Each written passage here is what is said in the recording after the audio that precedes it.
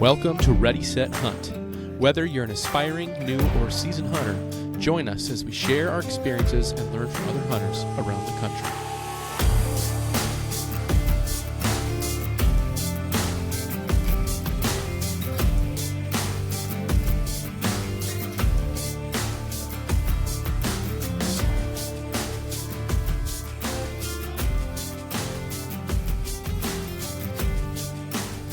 What is happening, Chris? Huge news. I mean, at least for us and other people where we live. If you're a Minnesota resident, this is what you've been waiting for. Wait, correction. If you're a Minnesota resident that hunts deer. My announcement isn't too rehearsed. That's really off the cuff. But, Peter, do you want to do the honors? What was announced that we have been waiting for quite some time? It's Do you want to we talked about it on this podcast before.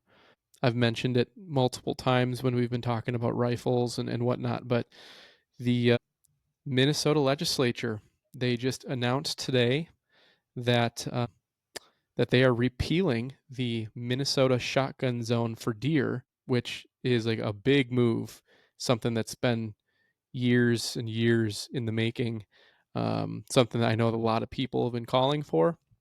I know to some people it's kind of controversial, but man, it's super exciting. So before we kind of get into our reactions, which is what this episode's mainly going to be about, I want to talk about maybe a little bit of the details about it, just so people kind of know why this was such a long time coming, and maybe some of the caveats, and then we'll kind of maybe go over some pros and cons and stuff later, just because I think the majority of people will be happy about this, but I wouldn't be surprised if there's a number of people who are very on the fence about it, or maybe even against it. So let's jump in a little bit into the background. So, I mean, this has been brought to the Minnesota Legislature like several times over the past few years, and for whatever reason, it always gets hung up in committees and never actually progresses and would go anywhere.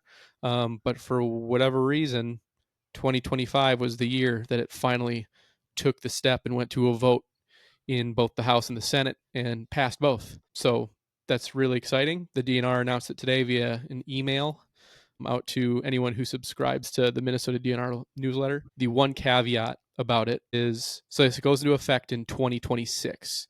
So 2025 upcoming deer season for firearm, the shotgun zone will still be in effect. But 2026 is when it goes into effect.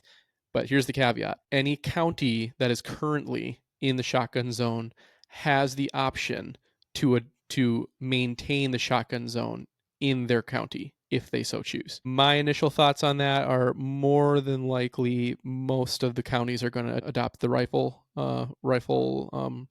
repeal and just move to full rifles. Well, technically, they would have to take an action on their part in order to sustain that. Is that how it reads? Do you know? Or because they don't make that law. That law was statewide, a statutory thing. Am I correct? Am I understanding? It is a statewide repealment or repeal of the shotgun zone. But I mean, when it was issued and put into law, it was done so on a state level, not adopted. But per county, no. Per county. So my guess would be that because the bill, I haven't read it. I've just been informed from some news articles. So when I get into the details, I'll have a better. Maybe I can search for it while we're sitting here. But I would think that state-wise, that legislation would remove that shotgun zone line across the state. And then if my understanding would be correct, I would think logically the county would have to say, no, we're going to keep it versus Correct. Versus they don't have to do anything for it to be repealed, is my point. Correct. It is repealed, and then if the county so chooses to keep or they want to keep their county a shotgun zone, they have until March 3rd, 2026, I believe the date was, to let the Minnesota DNR know that we are going to be staying a shotgun zone. So with that said, I would assume most counties will just be rifle. I would I would guess that if any counties do decide to remain a shotgun zone, they're probably going to be the counties immediately surrounding the Twin Cities metro area. But I would assume everywhere else, western Minnesota, southern Minnesota, I would assume everywhere else is probably going to adopt rifles starting in 2026. So Which if you have initial thoughts on that, what do you think the cause and effect of that legislation going into effect from a volume of harvest numbers, from accuracy, from, I mean, people are going to wonder, or more people are going to get, hit by stray bullets. Like there's a lot of different thoughts. yeah, Meanwhile, our cousin Wisconsin has 2 million plus, I don't even know, it might be more than that, 2 million plus hunters out every season with rifles all across the state. And I'd be curious what we might expect, or, give me your insight into just some of those thoughts that I shared. I'm curious to know your thinking, because I have some initial impressions as I've thought about it today, mm-hmm. but give me Yeah, your and insight. and this is super raw because again, we only just found out about this today. So I've Yep. only had literally from the time I found out to now a few hours just to kind of digest and analyze it in my own head because we've always thought about this and hoped for this someday, but almost thinking it'll never happen.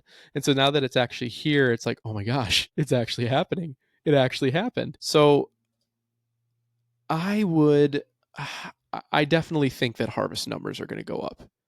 Just the efficiency of being able to use a rifle versus a shotgun, especially in where the shotgun zone is, because the northern half of the state has been able to hunt with rifles forever. The southern half of the state, kind of following the I-94 corridor for the most part, has only been able to use shotguns since 1942. That's when the shotgun zone was implemented in Minnesota, and it was implemented due to that what is now the shotgun zone due to low deer numbers in those areas from overhunting in the late 19th century, early 20th century. The shotgun zone was not implemented due to safety concerns whatsoever. In the original language of the bill, when it was implemented, safety was not one of the concerns. It was purely deer numbers. Did you know that the crossbow usage extended for another year as well in that bill? Oh, is it really? I didn't see that part. Again, I also haven't read the bill. I'm literally just reacting to the main part of news This here. is from Minnesota Deer Hunters Association, released today. No, this looks like June 19th. That's Mm, a couple days ago. But it looks like the benefits of the crossbow access is going to be sustained at least for another year. We're talking eligibility outside of physical disability or elderly, or something of that nature. yep. Which I think I'm pro that. I believe you should be able to ethically use a crossbow. That's just my opinion. Yep. Shouldn't be regulated, but Yep. But back to rifles, I think harvest numbers are going to increase, which isn't necessarily a bad thing because in a lot of these areas, especially like southeastern Minnesota, deer numbers are just like they're crazy. They're higher than they've ever been. And while shotguns have gotten better over time, which is one of the reasons they decided to repeal the shotgun zone. Is just that shotguns have already come so far in terms of rifled barrels, high magnification scopes, all this stuff, just better projectiles and stuff. I think it was just time. Like, yeah, a rifle's going to be able to reach out there further, but apparently, according to the DNR, it sounds like our game populations are going to be able to sustain with modern centerfire we'll have to rifles. see if the tag allowance is changed at all. If the DNR does go to, like, instead of being able to have your main tag and then two or three, or some areas 5 bonus tags, Yeah. if they're going to drop those at all. I can't imagine initially they would, because I think you want to see the cause and effect of the repeal on that. Hmm. I just think it's going to make people more accurate, to be honest. Shotguns inherently are not as accurate as rifles, especially at distance, especially if you aren't practicing and you don't have a rifled barrel and you're shooting smoothbore. There's a lot of variance in the outcomes at greater distances there, and that applies to rifles as well. Obviously, the more you stretch out, but not as much within that first, let's just say, 300 yards. You should be improving that accuracy, and that's doubling. Like, really, a really good shotgun average hunter, 150 is a far shot. Yeah, definitely. When you go into the rifle side of the slugs, which we're shooting, like I've stretched out over 200 and we've shot 300, you know, just target practicing and trying to figure out where our actual effective range is for ourselves. But yeah, I mean, I would liken shooting 300 with like a really accurate good slug gun, similar to shooting a centerfire rifle 5 to 600 yards. It's not shooting 300 with those shotguns. It's not easy just because of the bullet drop and the inherent lower velocity of slugs. mm-hmm. It's certainly not easy. It's doable, but I would much rather have a 25-06, 7 rem mag, something like that. 6.5 Creedmoor, 6.5 PRC. I'd much rather have something like that. And for the areas we often hunt, we hunt fairly open areas. There's a good chunk of the land that's very open. And so for us, that's going to create much better shot opportunities. We'll see a I mean, deer in the distance. what was it? What was it last year? It Was was last last year, I year or think. the year before? I crawled, 100 yards out to the like open in the open field, like the corn's down, and I arranged them, and they were like at well over 3, and I Mm-hmm. crawled 100 and some yards, and I think I shot her at 210 or something like that. I wouldn't have had to crawl if I had a No, rifle. exactly. I think it will, at least for sure, where the shotgun zone was, it will change the way people hunt. I mean, we've been a mile from, give or take, the line my whole Mm-hmm. life. I don't know if I've ever felt that's unfair because I just haven't known anything different.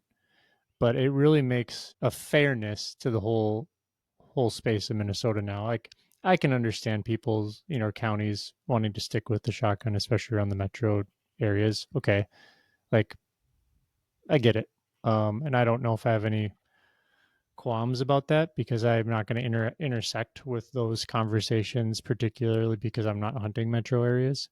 And if I ever do, it's probably going to be with my bow on like some special draw or group that's doing river bottom stuff for management. Wildlife refuge or whatever. Yeah, but yeah, this is a huge win. It's been in the works for many years. Mm-hmm. So, Yeah, do it's you? I mean, what's fun is the suppressors are on the table now. yes. To me, that's one of the biggest upsides for sure is the ability that we're going to be able to shoot suppressed. Because I Mm-hmm. mean, because for our hunting rifles, we especially when we were hunting out west, which is where we're using these rifles historically, because we haven't been able to use them here. We're hunting suppressed, and so to come home from a rifle season in Montana, Wyoming, Colorado, something like that, having shot suppressed, and then to come home and then to pull out your slug gun and just be absolutely rocked It's like by being the kneecapped on a football field. You're like, you just had the best game of your life. You feel like you could throw the football super far, and you get on the playing field, and someone's like, you got to play on your knees. And you're like, what? kind of, yeah. So yeah, that is a big win, and I think it's just going to be. I just feel like it's going to be. I think the biggest objection is the safety side of things, even though that's not why the shotgun zone was originally implemented. I feel like I can't imagine that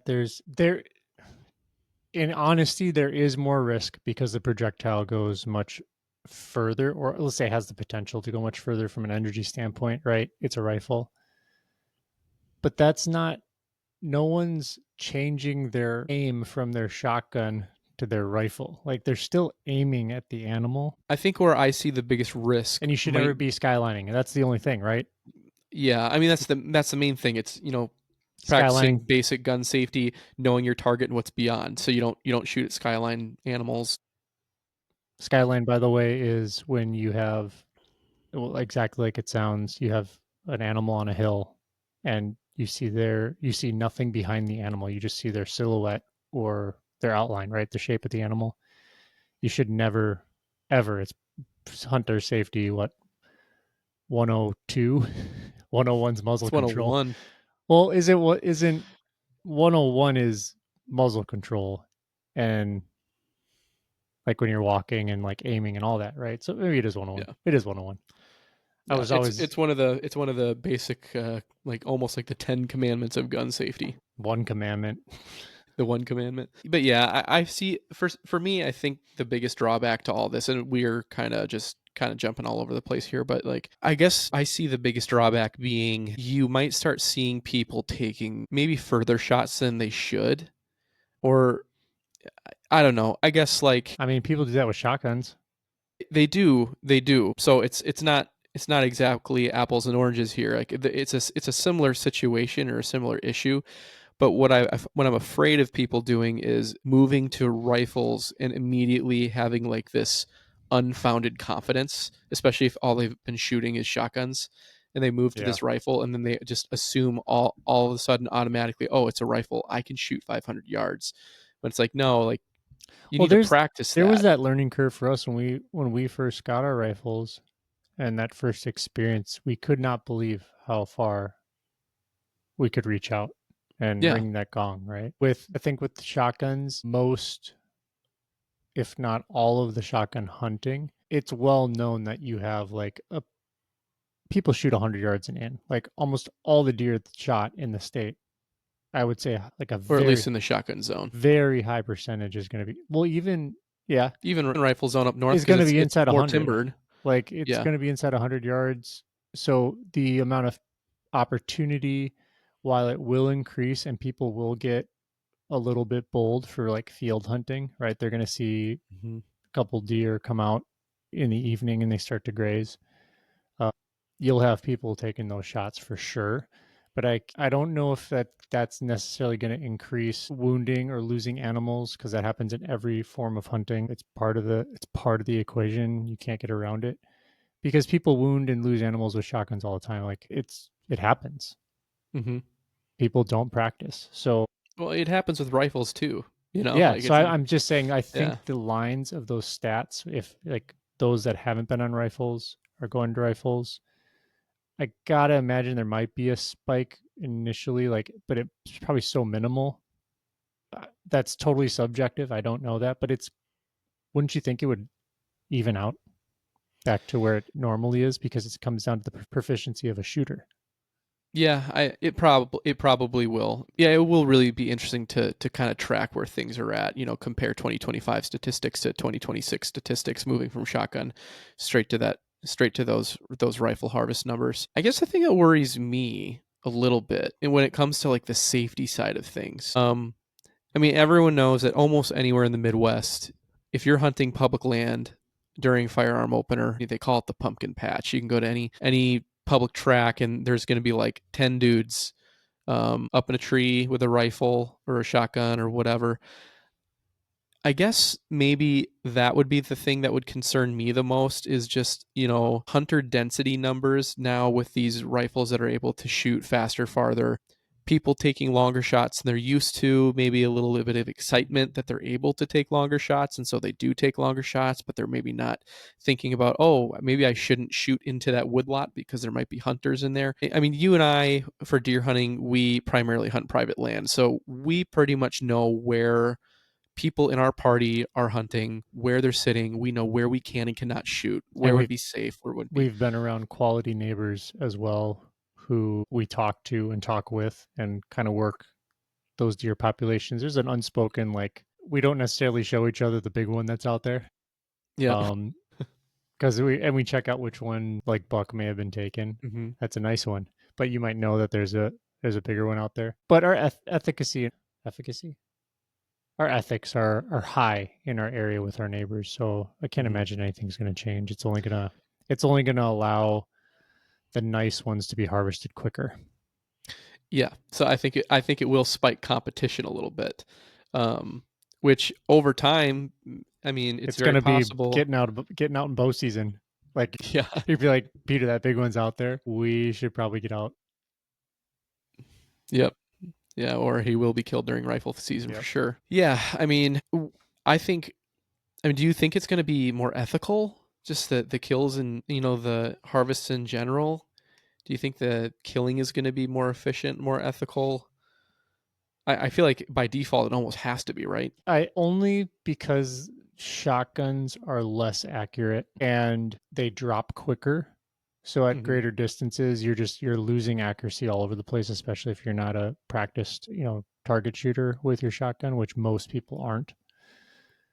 But rifles don't we're not increasing necessarily the distance everywhere to 500 yards, if that makes sense. We're still going to be shooting those same proximities for the most part, besides probably some, field shooting. A lot of guys Mhm. hunt timber. There are a lot of guys are in a tree stand. A lot of guys are in a ground blind, Yeah. and they're not setting up those blinds to be as far away from where they think the deer is as possible. That's true. I mean, some people are going to hunt the same way they've always hunted. The tool in their hand is just going to change. But for the people that do have access to these large tracts of land that have larger open ground, it's going to be a huge difference. Let's see. Let's talk something that was mentioned in the newsletter by the Minnesota DNR that they sent out today. It sounds like a lot of the decision to pass this was actually inspired by the fact that Wisconsin repealed their shotgun zone back in 2013. Apparently, this newsletter said that Wisconsin, since doing that, has not seen an increase in hunting accidents due to firearms. Yeah, I mean that for sure. I mean, knowing what I've never been elected. I've tried to get there a couple times, but knowing how it plays out, someone's going to submit evidence, and that's Wisconsin is going to have strong evidence for accidents, how many hunters are out, volume numbers, what's the harvest like, CWD, all those things. They border us, so there's a lot of similarities, and that would be Mm-hmm. substantial evidence to submit in trying to figure out and convince people that are representing our hunting populations all across the state that this is the way to go, and I'm glad they did it. It's been a long time coming. So Yeah. You mentioned CWD. Do you foresee this passing as a way to potentially slow the spread? Do you think it will have any impact at all? no, because I think if there was, I don't know if there's any like culling going on from a standpoint of like, hey, we need to get out into this county and like a sniper team and take out this. They're not herds, but you get the idea. We need to take out the deer that are down in this river bottom because for the last 5 years every single one's coming out of CWD. Wouldn't somebody already have had some sort of program from the sheriff's office or DNR or you know having those conversations? People aren't going out during deer hunting trying to shoot the CWD deer. Yeah, if anything, they're trying. They hope they don't shoot a CWD Yeah, deer. that's kind of my point. So I think if I'm just not informed enough to comment really on it, even though I am Yeah. right now. But I mean, I would think that let's look at Wisconsin as an example again, just because Wisconsin's known for their deer. Wisconsin is also like has a high prevalence of CWD in their deer herds, and they've been statewide shot and statewide rifle since 2013. Doesn't seem like their CWD numbers have gone down. If anything, they've gone up. I don't believe there's probably going to be a huge correlation between CWD numbers and whether or not the state is a shotgun state or a rifle state. So I wish I could say that this change would slow the spread of CWD and be a good tool for if you don't know what controlling that that. is, But it's chronic waste disease is what we're talking about. It's an issue with the animal's entire bodily function and systems, and yeah, it's sad. You know, the deer. Have you ever seen videos where a deer is just standing next to like a person and not moving? it looks like a zombie. Yep, its brain and its functionality is just out the window. I Yeah, mean, it's really sad, actually. it's 100% fatal. If the deer does contract CWD, it is 100% fatal. It's a prion disease, which is essentially it's like a protein that gets into the deer's spinal cord or spinal column and brain. And usually, if once the deer contracts CWD, it's usually dead within a year and a half, 2 years, 100% of the time. So it's a serious issue. It's spreading all over the United States. Biggest concern with it from most people is the fear that it could jump species and infect humans. It hasn't proven to be able to jump species yet, and let's just pray to God that it stays that way. But it is impacting deer herds and not just whitetails, but mule deer, elk, moose, caribou. all the different cervid species. But anyway, enough about CWD. Let's talk about some of the other impacts it could have. Maybe let's talk about some cons. I think mostly we've talked about the pros for the most part and what we kind of foresee happening. Let's talk about some of the cons that might come of this. Well, I think there's definitely more people that would be inclined to hunt with a rifle versus a shotgun. Mm-hmm. So I would imagine that the entire shotgun population would be over the moon on this. And if they have had a rifle sitting in their safe, they'd be excited to pull it out. And Mm-hmm. if those that have had shotguns their entire life now would be thinking like, I can use a rifle, I can shoot across my field now. I'm gonna go buy one. So you might see a spike in the rifles that are available out there, Mm-hmm. or sorry, drop a little bit. I can't imagine it would actually be like the ammo shortage we experienced 3 years ago. No, and I mean the market's smart enough that I think they're going to anticipate a spike, and so And you they're can going order to everything now too right. at the same time. No, I think your sporting goods stores in the what's the contiguous shotgun zone right now. They'll probably stock up in anticipation of people making the switch. And it's not like, I mean, you can go to any sporting goods store in the metro Twin Cities, southern Minnesota, and they currently carry all the different rifle cartridges right now too. It's not like they only carry shotgun stuff. So I don't see that being too big of an issue, but I definitely think it, like you said, I agree with you. I think it's going to incline more people maybe to take up deer hunting, just whether they've always been a shotgun hunter and you know they're just kind of over the experience and over using shotguns and the difficulties that can bring, or the limitations that can bring. Yeah, maybe being able to shoot a rifle in the southern half of the state is enough to get them to dust off their old 30-30 that's sitting in there sitting in their safe. I think we kind of touched on maybe a con being more people taking marginal long range shots. I think that's only a con if the people taking these shots are not practicing. Would you agree? Well, that I wonder how many people aren't practicing right now, because I would say that's the majority of everyone. Yeah. People typically, I grew up on the farm. When you go out for deer opener, it's the day before or even the night before you'd go out to the field. Like if you got there real late and you're like, oh, I got to make sure my gun's on. And you go set up a target with like 4 or 5 truck headlights and you're shooting 50 yards behind the barn. and, um, uh, I don't, that's always like, in my mind, that's been ingrained as like the common practice. People come up from the cities or they're like, yeah, I'm going up to the cabin this weekend. I'm going deer hunting. And they've been working all year. So they, pull out the shotgun, duster off, grab their 5 shells, and head north. Rifles are just inherently more fun to shoot.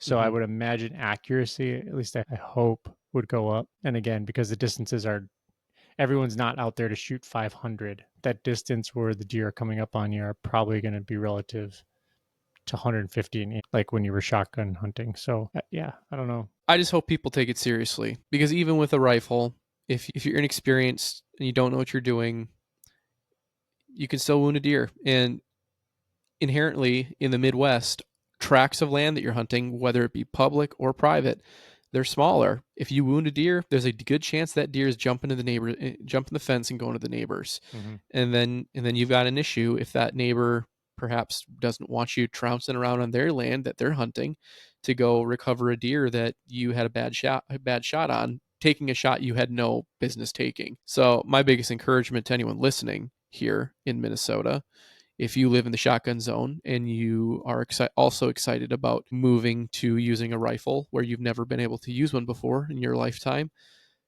be serious about it. Take the time to learn the gun, learn the tool, learn how to use it efficiently. And if you are wanting to take longer shots, never, this is something that we live by and have practiced. Even when going out west in these super big open spaces, we will never shoot at an animal at a distance further than what we have practiced and been able to prove to ourselves we can make this shot with the right conditions. Mm-hmm. So just because we're in the Midwest doesn't and it's a lot of people say it's just whitetail. Doesn't make a difference. You need to be proficient. You owe it to the animal, you owe it to yourself, you owe it to all the people around you. Because if you make a crappy shot and that deer's running around, you're not just impacting yourself, you're not just impacting that deer, you're also impacting anyone else who might be hunting around there. You might ruin their hunt. And so you got to think about it that way too. I'll get off my soapbox here. Here's a question though: is your shotgun now sitting in your safe forever? Are you selling it? Are you keeping it for what? Because it's a slug gun, Yeah, and it's a real question to ask. it is, and it's all bittersweet, right? Because I love my slug gun. I truly enjoy shooting it. I love it. Our setups have become very romantic. They're Yes. they're nostalgic. They're romantic. We're accurate with them. They've taken a lot of Mm-hmm. deer. It's kind of fun being a marksman with a shotgun when everyone Mm-hmm. else might be shooting open sights or There's something I don't know. There's something just kind of special about a slug gun. I remember years ago, even when we were starting to talk about possibly doing a podcast, I was like, what if we? I was like, what if we made a YouTube channel and we called ourselves the Sluggers, and all we did was we went around the country and we hunted. We only hunted with slug guns, just because that we're so experienced with it. That's super unique. There's no one else on YouTube. There's no one in the hunting industry that I'm aware of that does that. But like that was also before we really got into rifles, and now having shot rifles and now having the opportunity to use them here at home, I can't foresee a situation where I choose my slug gun over one of my rifles. I just can't. The only situation I could see is if I traveled to hunt in a state that is still shotguns only, like Iowa. There's parts of like I they're think like shotguns only. Ohio. I think so, yeah. Hmm. I think there's also like parts of Ohio and Indiana and stuff. Some places It that's would be if you do get an opportunity to hunt metro and the county keeps the. yeah, and that's honestly one of the reasons I might just keep it is if I get an opportunity, I want to have the tool to use, and it's a tool I trust in and that I love. But if I'm hunting an area where rifles are allowed, no, I'm not. I'm probably not reaching for the slug gun, which is sad because in a way it makes them obsolete. And I've got this. The market, especially for Minnesota, changes from what like Savage and all these companies that sell these, rifled barreled slug guns are not gonna be able to sell as many. Yeah, I mean, I guess from the manufacturer standpoint, this is going to be a hit for sure, like a big hit to their market, because the shotgun zone is no small zone, and it's pretty densely populated. And so I mean, you can go to any fleet farm in the southern half of the state right now and go to their firearm section, and there will be 10 to 15 Savage 220s Yep. on the gun rack, and I think you're going to see that number dwindle considerably. Yeah, you might only have one or two maybe sitting there. I would actually really be interested if you see those guns go on clearance starting in 2020, starting even this fall or this summer. It makes sense, wouldn't it? They're It just reacting to the market. it depends how the company has their deal structured. Do they buy them outright and then sell it for the profit margin, or are they having them on their shelves as a distributor and they're taking cuts? Could be. Because that would impact if they've bought them outright, which I don't think Hmm. is the case, but people buy products all the time, like in wholesale bunches, and I would imagine companies do that. Yeah, I will almost wonder, like with a company like Fleet Farm, since it's a pretty big company and fairly widespread in the Midwest. If there's any Fleet Farms that are still in shotgun states, if like say a Fleet Farm in somewhere in the Twin Cities, or even like a Fleet Farm up in like Alexandria or something, would send or sell those shotguns to a Fleet Farm, say in Iowa, just to say we have no demand for them anymore. Yeah. But I know some fleet farms are kind of like they're like individually owned. Like you have like Mills Fleet Farm, and then there's like different ownership groups of different stores. So who knows? Has nothing to do really with the conversation we're actually It'll having be, right now. yeah, we're in like a funny place. But long story short, what are you guys doing? Are you in the shotgun zone? Are you in Minnesota? And is this a big deal for you? Do you not care? Have you always hunted rifles and you just think we're funny guys talking about the shotgun zones. But yeah, I don't think there's a whole lot more to touch on with it, but we'll see. We'll see. I have a ton of my ammo for my That's shotgun. I right. have so many boxes because there was such a shortage, and I don't want the 2 3/4 shells or slugs. I wanted the 3 inch, Mm-hmm. and I found them, and I paid paid for a lot of boxes. Yeah, I will say I am glad that I'm not going to have to buy those Remington AccuTips anymore. They're expensive for 5 shells. It's almost like $20 or something. $4 every time you pull the trigger. I mean, centerfire is not these days isn't really that much better, but I love that gun so much.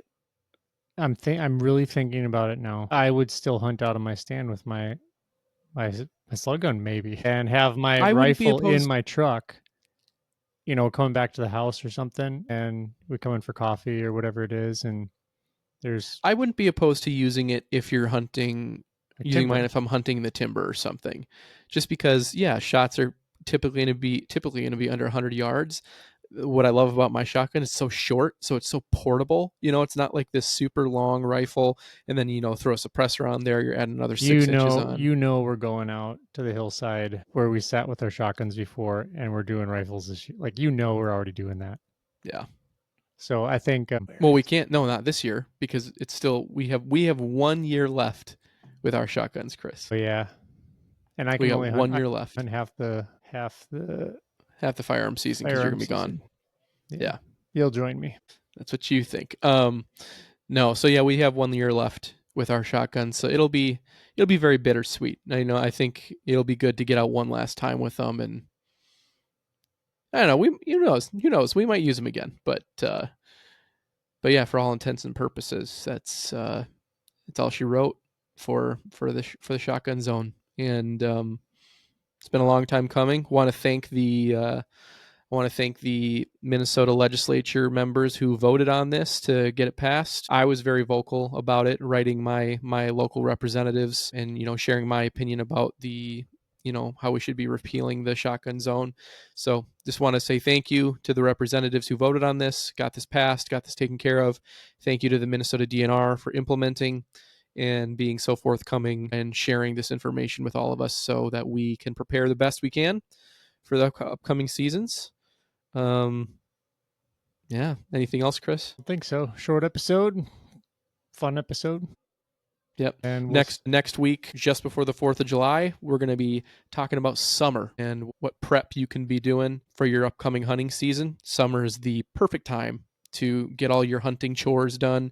We talk a little bit about what we like to do during the summer to get ready. So maybe you can compare that to your list and think, is there something else I could be doing to set myself up for success this fall? So anyway, cool. thank you guys for listening. Happy 4th, and have a great day or night whenever you listen to this. Awesome. Thanks, guys.